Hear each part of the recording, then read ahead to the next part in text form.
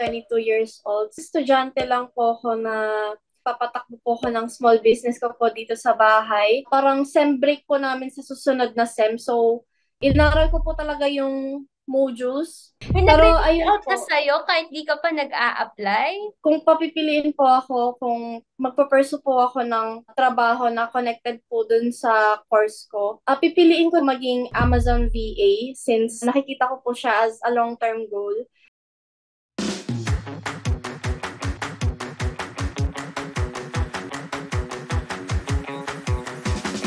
Many of our people in our community are actually students. Pero mapapaisip ka, paano nila na-manage yung time nila being an Amazon VA, mag-aral sa ASVA, and at the same time, binabalance din ang mga homework sa school.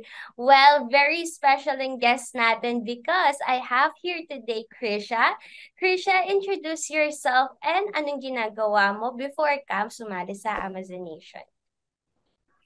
Hi, I'm Kriza po and I'm 22 years old. So, before po ako sumali sa Amazon Nation, simpleng estudyante lang po ako na nagpapatakbo po ako ng small business ko po dito sa bahay. And yung business ko po na yun is PisoNet po. Yung PisoNet po yung 4 PCs and naipundar ko po yun kasi po nag-working student po ako sa BPO 1 year before that po. And then, nalaman ko po yung ASVAS dahil po dun sa, nagtrabaho po ako dun sa BPO call center po na yun. Nakilala ko po si Kuya Eric. Ayun po, famous po siya sa ASVA Eric community. D? Opo, Ay, grabe. Famous nga yan. naka-work ko po siya dun sa call center po. Tapos po, sa kanya ko po unang nalaman po yung ASVA. Tapos, nung una po, hindi po ako naniniwala sa mga sinishare niya po. Kasi, Hindi siya opo, katiwala. kasi po sabi niya po, ito lang daw po kinita niyan in 3 days. Eh, sahod ko na po yun ng parang 3 months. Parang ganun po. And then, ayun, naging interested po ako nung napanood ko po yung success story po ni Kuya Eric. Doon na po ako lalong nanood pa ng mga video sa YouTube channel po ng Amazon Nation and kay Miss Nikki B po. Ayun po. That was not long time ago, no, si Eric. I mean, alam ko parang recent lang din siya na feature. Tapos, look at you now, being an Ay, Amazon yes. Nung January lang po this year talaga. this. Parang ito, 2023 po yung parang breakthrough ko. Ay, congratulations. We all deserve a breakthrough. Pero matanong lang, no, you mentioned na working student ka. Bakit kailangan mo pa mag-work? Eh kung kailangan mo naman mag-focus ka sa school. Ano ba yung parang background story behind it why you need to be a working student? Ayun po, ang sumusuport po kasi sa studies ko nung tawag po dito, nung hindi pa po pandemic is yung tita ko po and may mga kapatid po ko na mas bata pa. So, ayun po yung sinusuportahan ng magulang ko po. And then, ayun nung nag-pandemic po, nahihirapan po ako sa internet connection ko po. And wala po akong sarili kong laptop, nakikihiram lang po ako dun sa tita ko. Tapos po, yung computer po nila is ginagamit rin po ng pinsan ko, so may ka-share po ako. Oo. Ayun po, tapos parang wala rin po akong pocket money po talaga since wala rin po talagang baon ng pandemic. Kaya kung ano-anong racket po yung yung kinukuha ko sa internet, yung parang mga free na piso-piso lang po yung yung balik po, parang magkiklik lang po ng ads. Ganun po. Nakaipon po ako ng parang 300 pesos po doon. Tapos, yung 300 pesos po galing doon sa mga ads po na maliliit lang yung balik is parang pinanglakad ko po sa job ko po sa BPO po, yung mga requirements. Doon ko po ginamit yun. Yung pamasahe ko po pagkuha ng SS, PhilHealth. Doon po. Para mas lumaki pa po yung income ko. Doon, kaya po ako nag BPO. And then, nakakuha po ko ng opportunity na mag-BPO kasi po yung nung nag-aaral po ako, parang 5 subjects lang po kami, tas 2 araw lang po yung pasok. Ginawa ko na lang po na parang OJT po yung BPO since may OJT rin po kami nung SEM na yun. Alam mo, sobrang sipag mo. During those times, ilang taong ka niyan? 19 po. 19. Napakasipag mo, no? Tapos, napaka diskarte mo at such a young age, kung ano-ano nang pinapasukan mo just to, meet your ends. Tapos, pati yung sa mga SSS, ikaw na din nag-aasikaso. So, nakakatuwa, no? Yung mga Gen Z na katulad mo, naghahanap talaga ng mga side hustles, ganyan. So, nag-start ka na mag-enroll sa ASVA here in Amazon Nation. And I'm sure, di ba, may mga nababanggit kang challenges along the way. Buti na, you were confident enough to invest in yourself and take the leap of faith or risk para maging student. Di ka ba una naghesitan? Ano po, nung nalaman ko po yung kay Kuya Eric, parang January po yun, parang tinansya ko po muna, parang test the waters ko po muna. Nanood po muna ako ng mga YouTube videos. And then, sa panonood ko po ng YouTube videos, parang inaral ko po kung paano po gumawa ng cover letter, ng resume, paano ko po i-outline yung sarili ko. Tapos po, tinuturuan na rin po kasi nun kung paano po gumawa ng help statement po. Ayun po. Tinry ko rin po gumawa nung kahit hindi ko po talaga alam yung ininish ko po sa Amazon. And then, parang gusto ko na po talaga.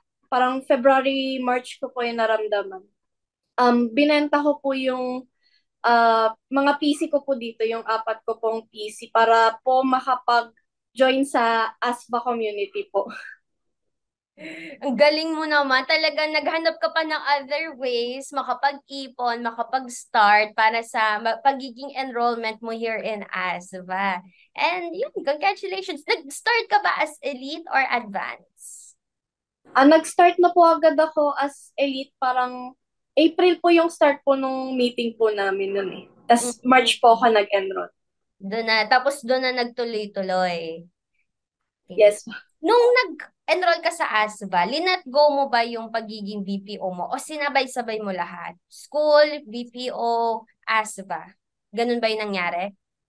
Ano po, nung nag-BPO po ako, nag-resign po ako doon and then nagtayo po ako ng business ko po and then habang nagbi-business po ako doon po ako nag-enroll sa ASVA habang naghahanap po ako ng buyer doon sa PC.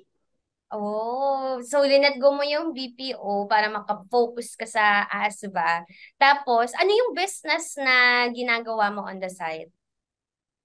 PisoNet po. Yun din, yung PisoNet. Hindi Opo. ba nahirapan or na-drain sa mga times na yun? Kasi, by the way, guys, can you share, Krisha, your award? Kasi kakagraduate lang ni Krisha ng college. Share mo naman yung big win mo.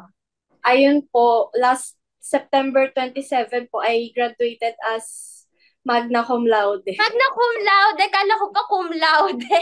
Magna cum laude pa pala. Congratulations! Thank you po.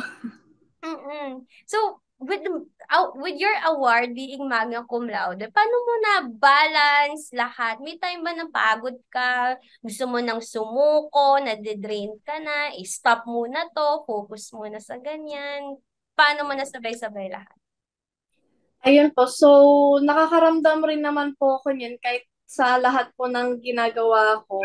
Pero ang pagkakakilala ko po kasi sa sarili ko is kapag gusto ko po is magfo-focus po talaga ako doon. And ayun, parang kumbaga ang nasa isip ko po is step by step lang po, hindi yung ini-imagine ko po agad kung ano po yung makukuha ko po sa dulo. Parang ini-imagine ko po ano po yung next step ko para ma-achieve yung future goal ko. Kaya parang hindi po ako gano nape-pressure na makuha po yung goal na yun. Pero on the way po, syempre po may nararamdaman po akong stress. Kaya ang ginawa ko po habang nag-aaral po ng ASVA is, ano po yun, nag-enroll po ako ng March, ano po yun eh, parang SEM break po namin sa susunod na SEM. So, inaral ko po talaga yung modules. Since medyo fast learner naman po ako, saka mabilis po ako take ng notes, parang 3 weeks ko lang po naaral yung mga modules. And then po, nag-focus na po ako sa mga assignment ni Coach Joyce po. And then, after po nun, hindi po ako agad naka-apply ng tuloy-tuloy. Kasi po may OJT po. Ayun po, tinapos ko rin po yung OJT ko, which is 300 hours po. Pero parang sa loob ng isang buwan at kalahati lang po, tinapos ko na po siya. Nag-work po ako ng Saturday, Sunday, tas nag-OT pa po ako para matapos ko po yun.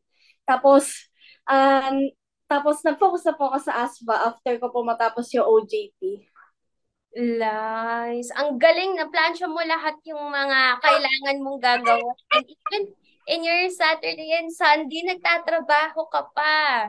Yun naman. I think naman siguro in our early days of our ages, di ba? In the future naman, everything will pay off. And nakikita ko naman sa grit, sa tenacity mo, napakasipag mo, and there's for sure a brighter future ahead of you. So, sa parents mo naman, your lola, di ba, ang nagbabantay sa'yo, di ba?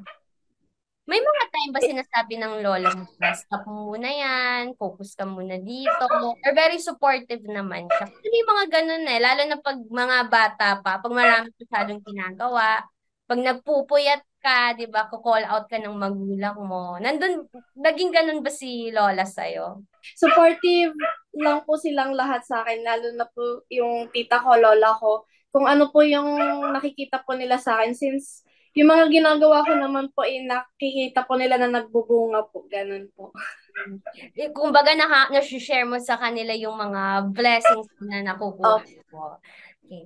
So, after naman ng pagiging student mo in ASVA, and now it's your time to look for clients. Kamusta naman ang paghahanap mo ng clients? Nahirapan ka ba? Actually po, bago po mag-start yung meeting po kay Miss Joyce is ano po, nag-optimize na po agad ako ng profile, and then ayun po, sa pag-optimize ko po ng profile, may nagre-reach out na po agad sa akin kahit hindi ko pa po talaga tapos yung assignments, tsaka hindi pa po ako nakakapag-coaching kay Coach Joyce. Pero hilaw pa po ata yung cover letter ko nun. May Pero nag-reach ayun out na po, sa'yo kahit di ka pa nag-a-apply? opo, Saan yan? ganun. LinkedIn? Sa Upwork po, nilagay ko po dun yung mga portfolio po. Alam mo, for me, nahihirapan ako humanap ng client sa Upwork. Upwork is not my cup of tea. Tapos ikaw, kahit may experience na ako, hindi pa rin ako nakakakuha doon. Yun. So ikaw, hindi ka pa nakaka-start, may kumukuha na sa'yo sa Upwork. Paano mo ini-strategize, i-optimize yung Upwork mo? So, ayun lang po, yung Upwork po, parang kinalikot ko po siya kung ano po yung pwede kong ilagay, yung portfolio po, yung parang, yung name ko po doon, dinugtungan ko po ng kung ano yung specialization ko po, parang kung ano po yung magkasya, parang copywriting, listing optimization, PPC, parang ganun po. Inisang linya ko na po. And then, yung parang introduction rin po na help statement.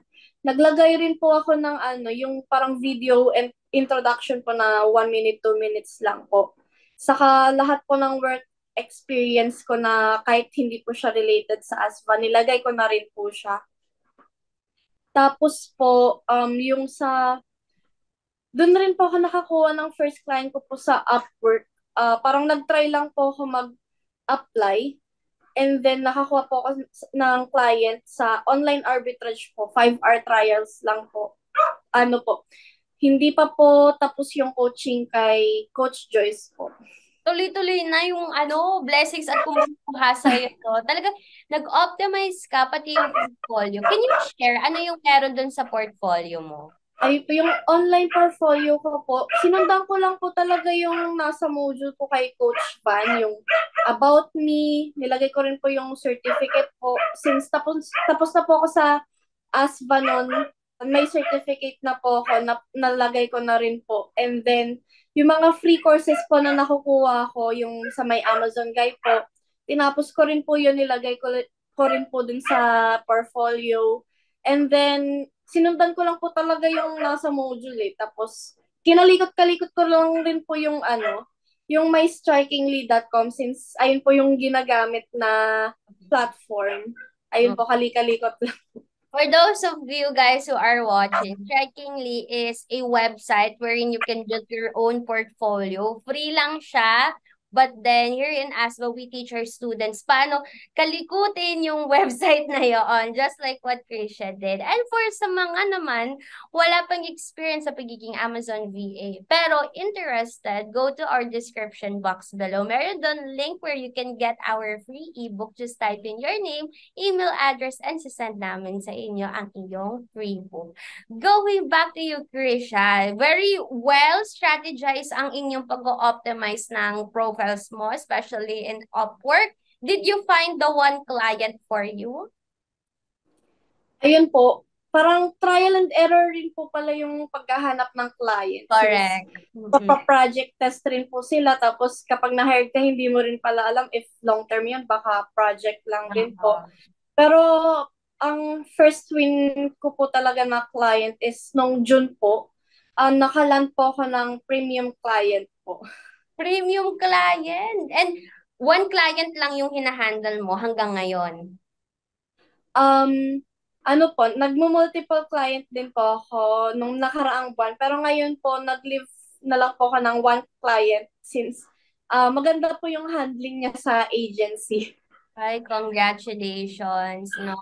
Buti na naka-find ka ng ganyan client. And I think sino ka as a VA when you are very, di ba, madiskarte, you're doing the work, you're doing, knowledgeable ka, ino-optimize mo yung profiles mo, mga pages mo, yung dream client na hinahanap mo is mapupunta din sa'yo. But I mean, parang you attract who you are eh. And siguro from the start, you're very persistent, nakuha mo din yung client na yung kung ano yung dream na kahit gusto mo. Yan. So, thank you for sharing your journey, Krisha. So, I want to know, how much are you earning with that premium client? Isama mo na yung mga other projects mo on the side. Magkano yung income na kukuha mo in a month being an Amazon VA? So, ayun po, parang if combine ko po lahat, parang if magtatayo po ulit ako ng PisoNet business, makakabili po ako ng 6 units po a month. 6 units a month. So, kung ko-convert mo yun sa cash, ano po, yung per unit po na price ng computer is parang minimum wage po sa BPO. minimum Ganun. wage. I would say 20. Ganun ba yun? 20 times 6, guys. Yun ba yun? Comment down below magkano yung sinasahod ni Krisha. Anyway, Krisha, you have a very inspiring story, especially at a very young age. I want to go back dun sa college story mo. Ano yung tinapos mo, dear? Nagtapos po ako ng Bachelor of Science in Office Administration po. Corporate, Legal, and Medical Industries po yung specialization. Magna cum laude pa yan, di ba? Would you say connected siya sa pagiging Amazon VA work mo? And kung ikaw pagpipiliin, fresh grad ka, ito na ba ang career or industry na itutuloy mo in the long term? I say, medyo connected naman po siya since administration po yung parang main course ko, yung main na ano po ng course ko. So parang nakatulong rin po siya.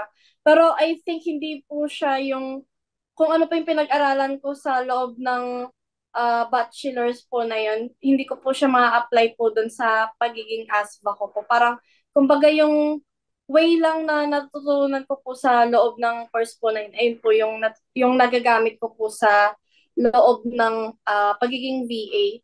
And then, kung papipiliin po ako, kung magpaperso po ako ng trabaho na connected po dun sa course ko, or mag-VA na lang po ako, ano po. Pipiliin ko na lang po maging Amazon VA since nakikita ko po siya as a long-term goal.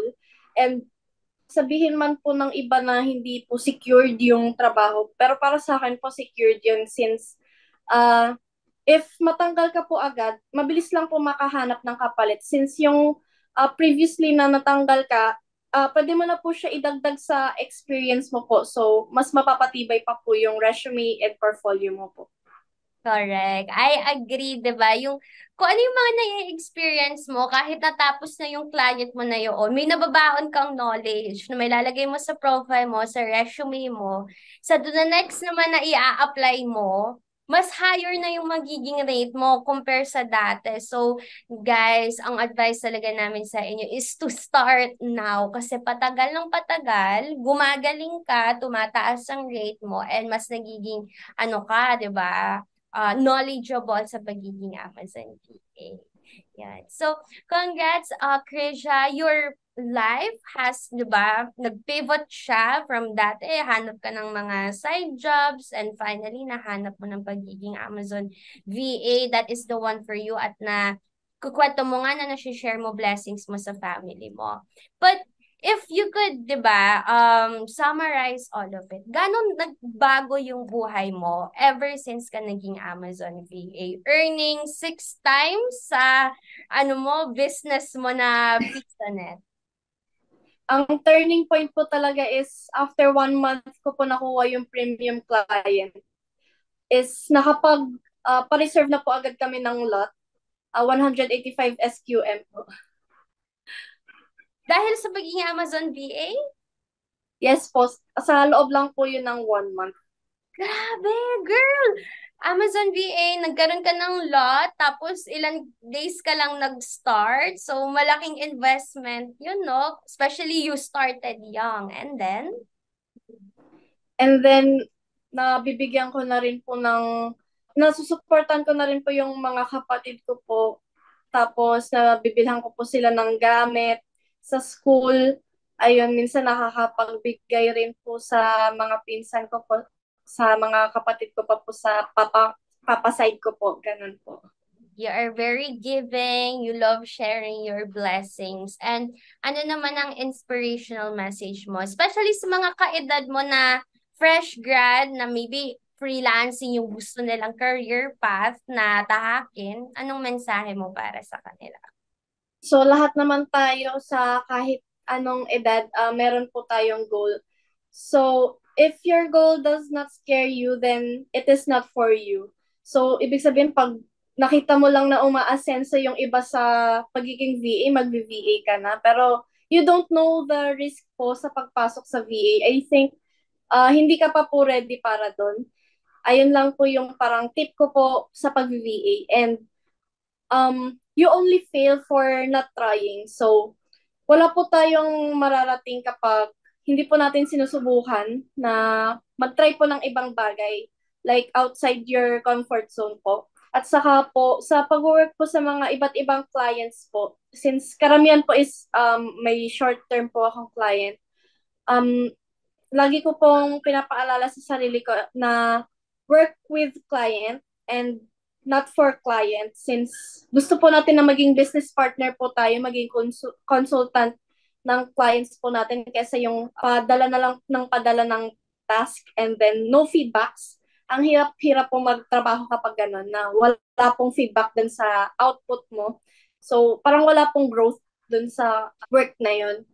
Ayun, kaya maganda po talaga tong pag-VA since parang nakakapili po ako kung sino yung makakatrabaho ko.